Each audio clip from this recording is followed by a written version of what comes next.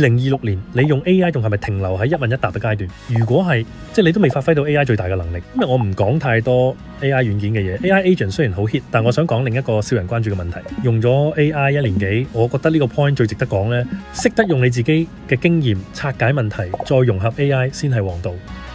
你有冇諗過，人人都話 AI 好勁，點解大部分公司用落，結果係咪符合預期，產生到強勁 output？MIT Project Lambda 一份初步報告，綜合300幾個公開 AI 項目，52間機構訪問，153位管理層問卷，估計企業已經投咗300至400億美金落 generative AI， 但9成半機構交唔出1蚊可量度嘅損益回報。我又咁睇，問題好可能唔喺 AI 度，而係喺調教，將自己經驗融入，拆解翻 AI 識聽嘅語言，識執行嘅步驟。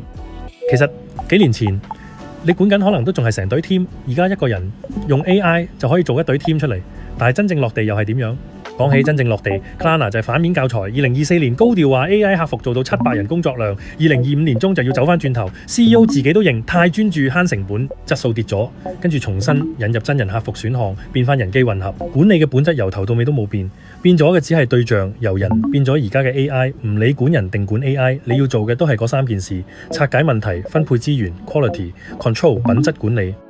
點解人人都用緊 AI， 某啲人用得特別好，結果差天共地？因為 AI 令識用呢一關，人人都差唔多快，但係識 double check 呢一關差好遠。真正嘅分別喺你識唔識分出 AI 答案邊度有問題，再同佢來回幾次對答咁溝通調教，可能10幾次，唔係得個講。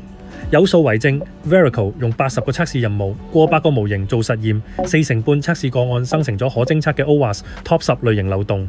仲有一個數講到核心 ，Sona 2026年訪問咗1100幾個專業開發者，9成6話唔完全信任 AI 出嘅嘢，功能上啱唔啱，但每次 commit 之前都會驗證嘅，得4成8，信唔過但又唔 check。2026年美國 Oregon 一單官司更誇張，一名律師提交咗 AI 作出嚟嘅假案例同假引述，本地律師又冇盡責覆核。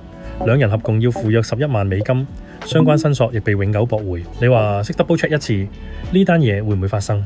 即係話 AI 幫緊你快，但唔會幫你手把手核對，呢一步永遠要靠人 ，AI 做唔到。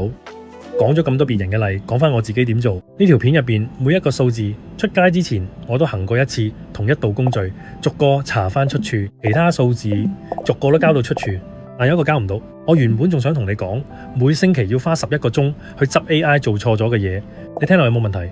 我當時都覺得冇，好合理，好有畫面，同前面嗰啲數字擺埋一齊，順到不得了。但係查極都揾唔翻個源頭。出街之前，我仲再查多一次，換咗2個角度揾，一樣追唔到最初係邊份研究邊個講，而且仲有第2層呢。我攞到嗰個講法係花11個鐘 review AI 出嘅嘢 ，review 同執錯嘢唔係同一件事。review 係正常工序，執錯嘢先係損失，一個字之差，成句嘅意思就變晒，所以你而家聽唔到佢啦。你留意翻，如果我當時淨係睇呢句信唔信，有冇說服力，呢個數字一定過關，而且會係全條片最好記嗰句。錯就錯喺越順嘅嘢，你越唔會想去查。而 AI 唔會難你，喺佢個世界入面，通順、合理、貼題已經係一句好嘢。呢個講法企唔企得住，唔喺佢嘅檢查清單入邊。點解要咁做啊？因為 AI 講到底唔係一部搜尋引擎，佢唔係去揾一句現成嘅答案翻嚟俾你，佢係一個字一個字砌一句睇落最似答案嘅嘢出嚟。所以佢答得越順，你越唔覺有問題。最似唔等於真，你 set 幾多條 rule 叫佢自己查核都好，如果佢冇連出去真正嘅來源，佢查嗰陣攞嘅都係同一堆嘢。所以最實際嗰一步得一個叫佢攞翻來源同埋出處，邊個講幾時講，原句係點，攞唔到就當佢冇講過。講完 double check 幾關鍵，翻轉頭講拆解問題，具體做啲乜？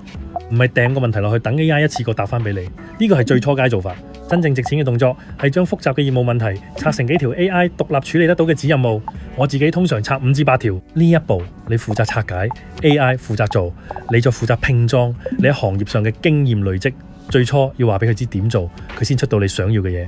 拆得太粗 ，AI 唔知你要乜；拆得太細，20幾條，追蹤修正又困難。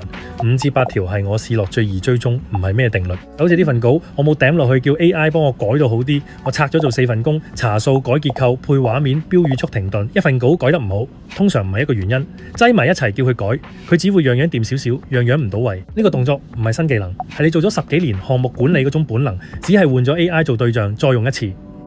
呢種值錢嘅能力講到咁 make sense， 點解仲有咁多企業用 AI 用到冇回報？好可能唔係因為 AI 唔識答，而係忽略咗中間溝通用人腦分析嘅過程。報告本身指向嘅係流程太脆弱，系統唔識從回饋學習同日常工作唔夾。至於冇人識 double check MIT 冇直接咁講，係我自己嘅判斷。仲有一個反轉，2025年 Metra 研究追蹤16位熟悉自己 repository 嘅資深開源開發者，246個真實任務，用當時嘅 AI 工具，平均反而慢咗19%。呢個結果只係代表嗰個場景，研究亦都冇證明佢哋錯少咗。但我自己嘅經驗係，某啲工序慢咗，係換到日後少啲重複犯錯。呢個係我嘅判斷，唔係 Metra 嘅結論。而家好多企業最大問題係答案出咗嚟，要花好多後期功夫再改，因為一開始就忽略咗中間調校嗰一步。仲有一個時間壓力，你要知呢種識拆解、識 double check 嘅能力，而家喺市面上正快速變少，因為 AI 斬斷咗新手變老手嗰條路。哈佛一份研究追蹤咗6000幾萬個打工仔，28萬間公司，以有冇請生成式 AI 整合人才做採用指標，發現採用咗嘅企業初級職位就業喺6個季度之後，比冇採用嘅低咗7.7%，但係資深職位就冇見到同樣嘅斷點。法國嘅招聘平台 Welcome to the Jungle 嘅創辦人 Jeremy Cladet 喺 FT 個節目度講過，喺佢哋自己個平台上面入門級職位跌嘅速度係資深職位嘅3倍。今時今日請新人越嚟越少，今日停請新人，10幾年之後成條人才梯隊就會斷層。呢一刻你有呢個技能，係咪應該即刻 show 俾人睇？我講咗咁耐 ，double check 究竟 check 啲乜？唔係睇順唔順眼咁簡單。由而家開始，你要列一張清單，呢啲連工作經驗，幫公司避開咗乜嘢危險，點樣化險為夷？呢張清單就係你嘅王牌，你業務同 AI 結合嘅潤滑劑。你以前踩過嘅每一個坑，化險為夷嗰啲經驗放入 AI 先係最可貴。例如見個合約漏咗關鍵條款，財務報告假設錯咗，好似 AI 出封面圖入邊嗰啲短標題。我嘅經驗係一定要有人手自己去寫，先會最貼切，先打動到人。你叫 AI 寫封面標題，無論你點 train 佢都係爭啲，表達唔到嗰種精髓。AI 出嘅嘢啱唔啱，唔係睇落舒唔舒服，係睇你願意花幾多時間去訓練呢個 AI 模型。時間向來值錢，呢個先係核對嘅實際動作，唔係憑感覺，係憑你行業遇過嘅問題解決方法逐條核對。好多人有呢個技能，偏偏唔願意花時間，結果停留喺一問一答，問啲唔相關嘅嘢。